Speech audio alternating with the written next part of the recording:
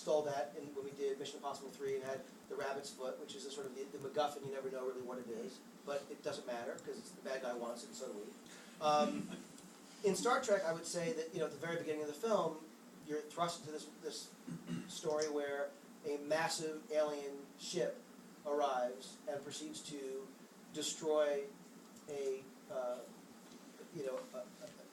Federation ship, and you don't know who the bad guy is, you don't know where they've come from, you don't know what it means. That is a mystery box. The question of what is that? So immediately you're hooked. In television, the first act of a TV show is called the teaser, and it literally is meant to tease you into not leaving, into watch the next act. Every act should, in theory, end with some kind of mystery box. You will sit through that, commercial that comes next for toilet paper or whatever it is, so that when the next act begins, the box can be opened and you can see what's inside of it.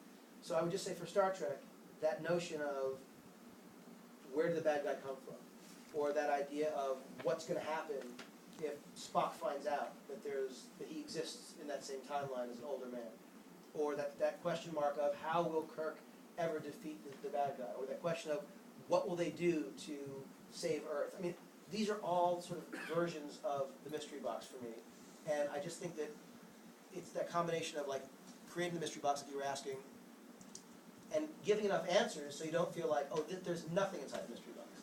So you don't feel like, oh, this is BS. There's nothing of value in it.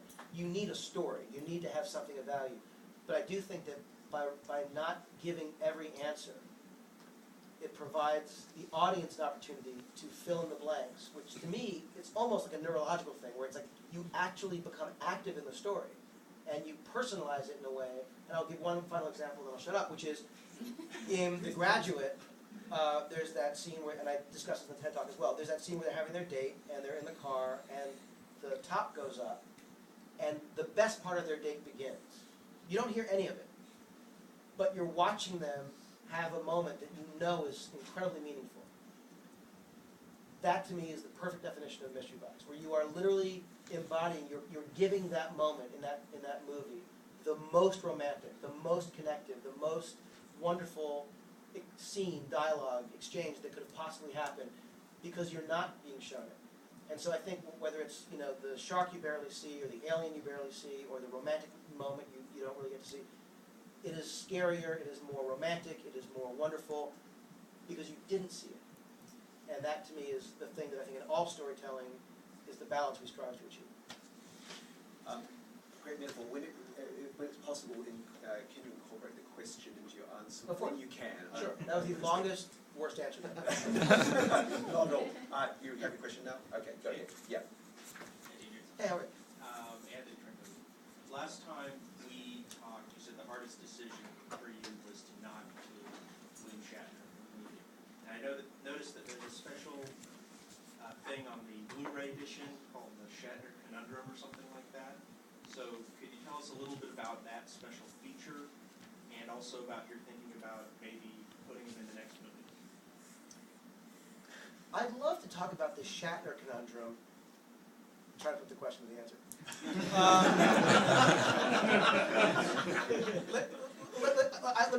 Let me say this, because this is the Shatner thing comes up quite a bit, and as someone who was, frankly, a William Shatner fan in a huge way, just because of the Twilight Zone episodes he did, and then completely appreciating what he did in Star Trek, but just not really becoming a fan until I started working on this movie.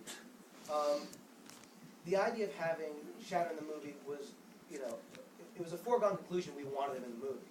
The problem was his character died on screen in one of the Trek films, and because we decided very early on we wanted to adhere to Trek canon as best we could, which was a huge challenge, because even the original series in many ways didn't always adhere to Trek canon. The required machinations to get Shatner into the movie would have been very difficult to do given a story we wanted to tell, and also give him a kind of part that he would be happy with. It was this thing where it would have felt like a a gimmick in order to get Shatner in the movie, which would have honestly, to me, been distracting. Having said that, would it have been fun to have him in the movie? Of course. Would it be great to work with him? No doubt.